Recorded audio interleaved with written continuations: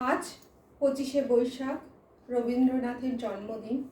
আর এই রবীন্দ্রনাথের জন্মদিন মানেই আমাদের মনের মধ্যে একটা নতুন আলোড়ন জাগে। রবীন্দ্রনাথ মানেই হচ্ছে আমাদের মনে প্রাণে সব জায়গাতেই রয়েছে রবীন্দ্রনাথ। গান বলুন, আবৃত্তি বলুন, গল্প বলুন, ছোট ছোট গল্প, সব কিছুতেই রবীন্দ্রনাথ।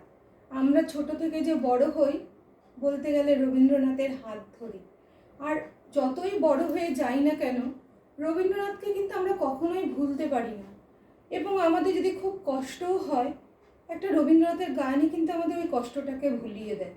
এবং আমাদের যখনই যার কথা মনে পড়ে, সেই কিন্তু রবীন্দ্রনাথই আমাদেরকে সব ভুলিয়ে দেয়। তাই জন্য আজকে তার জন্মদিনে যদি আমরা একটু তাকে না মনে করি, আমার মনে হয় তার প্রতি আমাদের খুব অন্যায় করা হবে। আর আমার মনে তো সবসময় রবীন্দ্রনাথ থাকে। আমি কষ্ট হলেও রবীন্দ্রনাথের গান গাই, খুশি হলেও রবীন্দ্রনাথের গান গাই, এমনকি পেটে ব্যথা হলেও রবীন্দ্রনাথের গান গাই। যাই হোক, আমার কালকে খুব শরীরটা খারাপ ছিল, জানি না যে আজকে আমি অন্তত রবীন্দ্রনাথের এই ছোট্ট পারফরমেন্সটা করতে পারবো। আমি একটা নিজেই রবীন্দ্রনাথের নির্ঝরের স্বপ্নভঙ্গর সাথে তার মধ্যেই আমি কিছু গান ইনক্লুড করে একটা আবৃত্তি পাঠ করেছি, এবং গানের সাথে সেটাকেই রেকর্ডিং করে আমি আমার ছোটোবেলায় শিখেছিলাম একটু নাচ।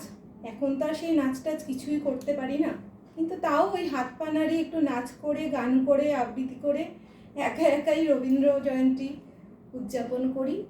আর মনটাকে সান্ত্বনা দিই যে ঠিক আছে, আমি নিজে তো অন্তত রবীন্দ্রনাথকে মনে করেছি, আর কেউই না থাক সাথে। তাই জন্য আপনাদেরকে আমার এই ছোট্ট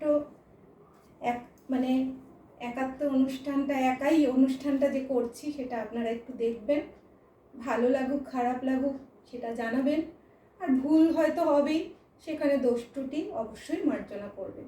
তাহলে আমি আমার অনুষ্ঠানটা শুরু করব রবীন্দ্রনাথের চরণে সশ্রদ্ধ প্রণাম জানিয়ে।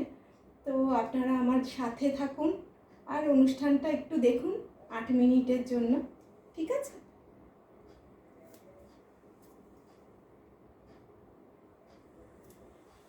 আজি প্রভাতে রবির কর, কেমনে বসিল প্রাণের পর, কেমনে বসিল গুহার আধারে প্রভাত পাখির গান। এদিন আজি কোন ঘরে গোকুলে দিল দ্বার, আজি প্রাতে সূর্য ওঠা সফল হলো কার। কাহার অভিষেকের তরে সোনার খাটে আলোক ভরে, কাহার অভিষেকের তরে সোনার খাটে আলোক ভরে। উষা কাহার, উষা কাহার আশিস বহে হলো আধার পার। আজি প্রাতে